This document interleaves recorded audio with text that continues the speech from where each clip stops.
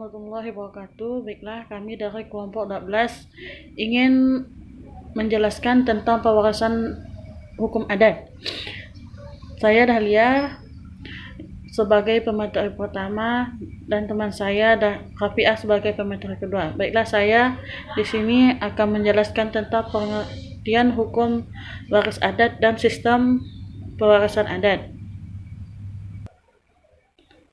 Pengertian hukum waris adat. Hukum waris adat adalah hukum adat yang menurut garis-garis ketentuan tentang sistem dan azas hukum waris, tentang harta warisan, pewaris, dan waris, serta cara bagaimana harta warisan itu dialihkan, penguasaan dan pemilikannya dari pewaris ke waris. Hukum waris adat sebenarnya adalah hukum penerusan harta kekayaan dari suatu generasi kepada keturunannya. Hukum waris adat yakni sebuah aturan-aturan hukum yang mengatur tentang cara penerusan dan peralihan harta kekayaan yang berwujud maupun tidak berwujud dari generasi ke generasi. Secara teoritis, hukum waris adat di Indonesia sesungguhnya dikenal banyak ragam sistem kekeluargaan di dalam masyarakat yang memuat peraturan-peraturan untuk mengatur proses meneruskan serta mengoper bahan-bahan harta benda dan bahan-bahan tidak wujud dari angkatan manusia kepada keturunannya. Hukum adat ini meliputi norma-norma hukum yang menetapkan harta kekayaan baik material maupun yang imaterial yang manakah dari seseorang yang dapat diserahkan kepada keturunan serta yang sekaligus juga mengatur cara dan proses peralihannya. Menurut hukum adat, maka untuk menentukan siapa yang menjadi ahli waris digunakan dengan dua cara garis pokok, yaitu garis pokok keutamaan dan garis pokok penggantian. Garis pokok keutamaan adalah garis hukum yang menentukan urutan-urutan keutamaan di antara golongan-golongan dalam keluarga pewaris, dengan pengertian bahwa golongan yang satu lebih diutamakan daripada golongan yang lain. Penggolongan garis pokok keutamaan adalah sebagai berikut.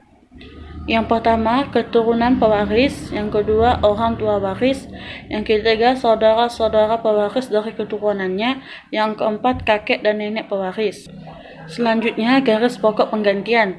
Garis pokok penggantian adalah garis hukum yang bertujuan untuk menentukan siapa di antara orang-orang yang di dalam kelompok keutamaan tertentu tampil sebagai ahli waris. Yang sungguh-sungguh menjadi ahli waris adalah yang pertama, orang yang tidak punya penghubung dengan pewaris. Yang kedua, orang yang tidak ada lagi penghubungannya dengan pewaris. Di dalam pelaksanaan penentuan para ahli waris dengan mempergunakan garis pokok keutamaan dan pengganti, maka harus diperhatikan dengan seksama prinsip garis keturunan yang dianut oleh suatu masyarakat tertentu. Yang kedua, sistem pewarisan adat. Sistem pewarisan adat tidak demikian rumit sebagaimana sistem pewarisan bakat yang diatur di dalam KUHP Perdata atau BW, dikarenakan sifat hukum adat itu sebagian besar tidak tertulis dan di dalam bentuk perundang-undangan kodifikasi. Kewarisan menurut hukum adat Indonesia yaitu: pertama, sistem kewarisan individual. Yang kedua, sistem kewarisan kolektif. Yang ketiga, sistem kewarisan mayorat. Sistem kewarisan individual adalah ciri sistem bahwa harta peninggalan itu terbagi pemilikannya kepada para pewaris sebagaimana berlaku menurut KUH Perdata atau Kitab Undang-Undang Hukum Perdata dan hukum Islam. Begitu pula berlaku di lingkungan masyarakat adat seperti pada keluarga Jawa yang parental atau juga kepada keluarga-keluarga Lampung yang patrilineal. Pada umumnya, sistem ini cenderung berlaku di kalangan masyarakat keluarga mandiri yang tidak terkait kuat dengan hubungan kekerabatan. Pada belakangan ini, di kalangan masyarakat adat yang modern, di mana kekuasaan penghulu adat sudah lemah dan tidak ada lagi milik bersama, sistem ini banyak berlaku. Kebaikan sistem individual ini adalah dengan adanya pembagian, maka pribadi-pribadi waris mempunyai hak milik yang bebas atas bagian yang telah diterimanya. Para pewaris bebas menentukan kehendaknya atas harta warisan yang menjadi bagiannya. Ia bebas untuk mentransaksi hak warisannya kepada orang lain. Kelemahannya dari sistem pewarisan individual ini ialah bukan saja pemecahannya harta warisan, tetapi juga putusnya hubungan kekerabatan antar keluarga waris yang satu dengan yang lain. Hal mana berarti lemahnya asas hidup, kebersamaan, dan tolong-menolong antara keluarga yang satu dengan keluarga yang lain yang seketurunan. Yang kedua, sistem kewarisan kolektif. Sistem kewarisan kolektif ialah bahwa harta peninggalan itu diwarisi atau dikuasai oleh kelompok waris dalam keadaan tidak terbagi-bagi, yang seolah-olah merupakan suatu badan hukum keluarga kerabat. Selanjutnya, sistem kewarisan mayorat.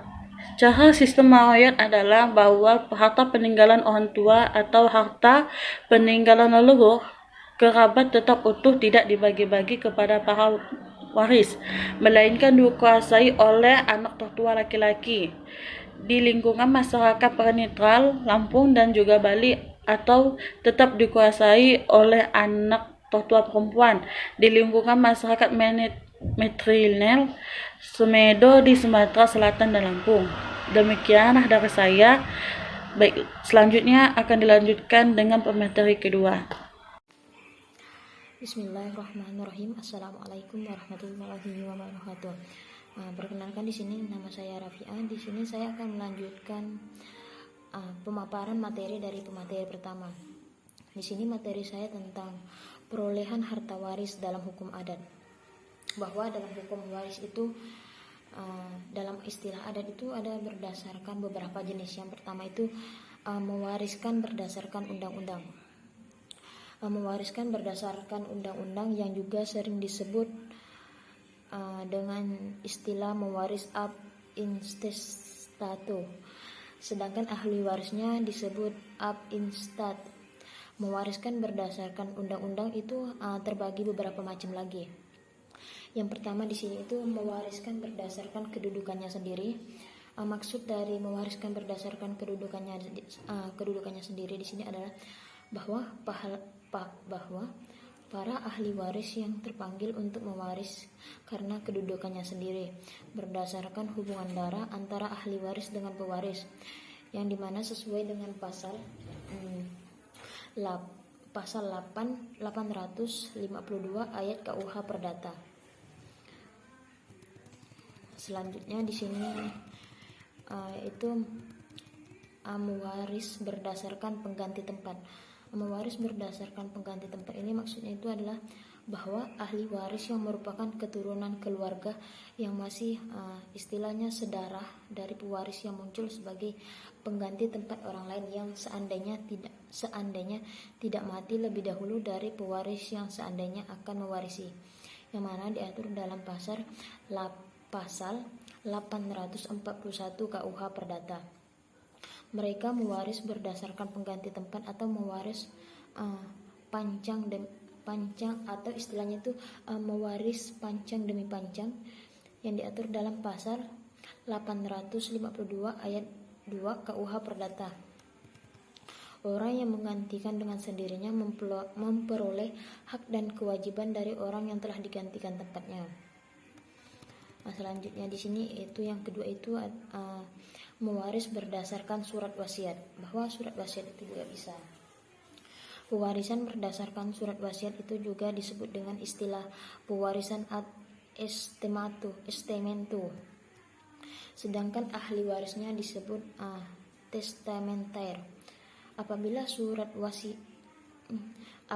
ada surat wasiat, maka harus dilaksanakan terlebih dahulu dengan memperhatikan batasan-batasan undang-undang pasal 874 KUH Perdata. Pewarisan adat senantiasa dapat berubah mengikuti dan menyesuaikan kebutuhan dan kepentingan para pewarisan dari perkembangan zaman ke zaman, sehingga pewarisan dapat saja terjadi sebelum pewarisan wafat dan setelah pewarisan wafat. Cara meneruskan harta warisan ini terbagi beberapa macam lagi. Yang pertama itu cara penerusan atau pengalihan pada saat pewaris masih hidup. Terkadang pewaris telah melakukan pewarisan atau peralihan kedudukan atau jabatan adat, hak dan kewajiban harta kekayaan kepada ahli warisnya. Cara penerusan harta ahli waris dari pewaris ke ahli warisnya biasanya diatur menurut hukum adat setempat, terutama terhadap penerusan kedudukan atau jabatan adat. Yang selanjutnya yaitu cara meninggalkan hibah wasiat. Bagian harta peninggalan tertentu diberikan oleh pewaris kepada seorang yang bukan waris, misalnya kepada anak asuh, anak pungut, anak angkat, anak tiri dan sebagainya.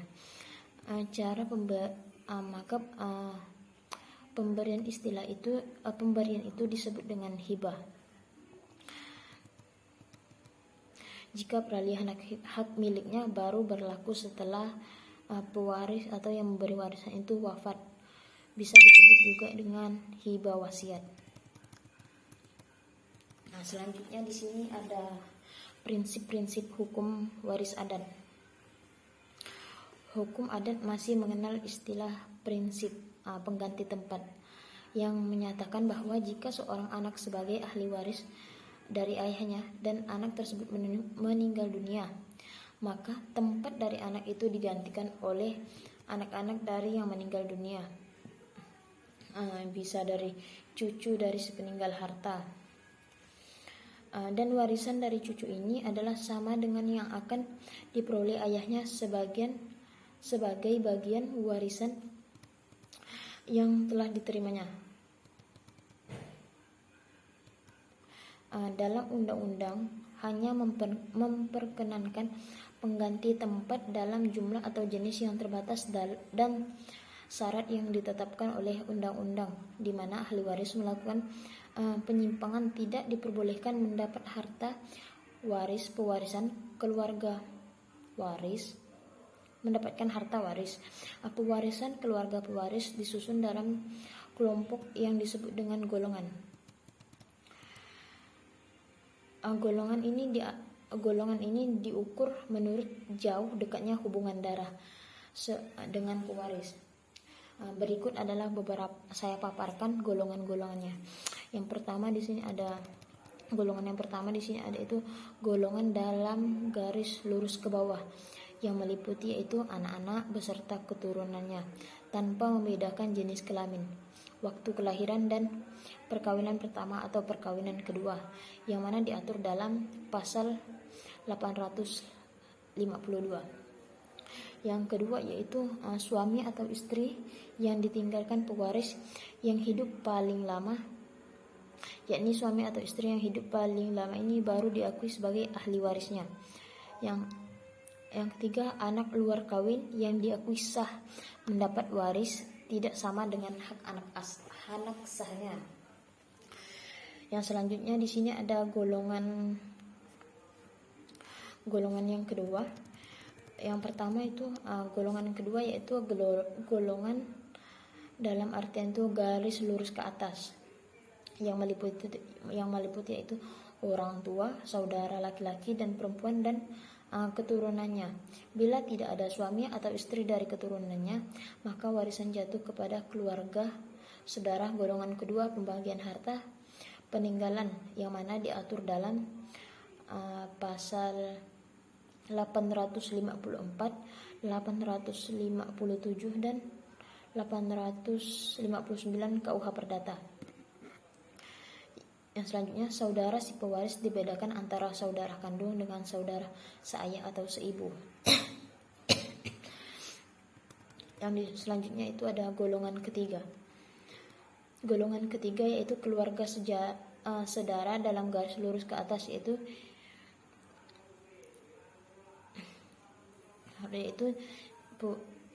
lurus ke atas, yaitu jika si pewaris tidak meninggalkan keturunan maupun keturunan suami atau istri, orang tua, saudara atau keturunan saudara-saudara, maka yang mendapat giliran adalah keluarga saudara selanjutnya dari garis lurus yang ke atas yang disebut dengan golongan ketiga. Yang terakhir di sini ada golongan keempat atau istilah golongan penutup, yaitu ahli waris golongan keempat itu keluarga lainnya dari garis menyamping yang dibatasi sampai dengan derajat ke-6, baik dari pihak ayah maupun dari pihak ibu, yang mana diatur dalam pasal 858 KUH Perdata. Menentukan dalam hal ini adanya saudara laki-laki dan perempuan, tidak adanya pula keluarga sedarah dalam satu garis ke atas. Setengah bagian dari warisan menjadi bagian sekalian keluarga dalam garis ke atas yang masih hidup, sedangkan setengah bagian lainnya kecuali dalam hal tersebut dalam pasal 859 menjadi bagian para sanak saudara dari garis yang lainnya. Sekian dari saya, itulah pemaparan materi dari saya tadi. Sekian dari saya, wabillahi taufiq wal hidayah. Assalamualaikum warahmatullahi wabarakatuh.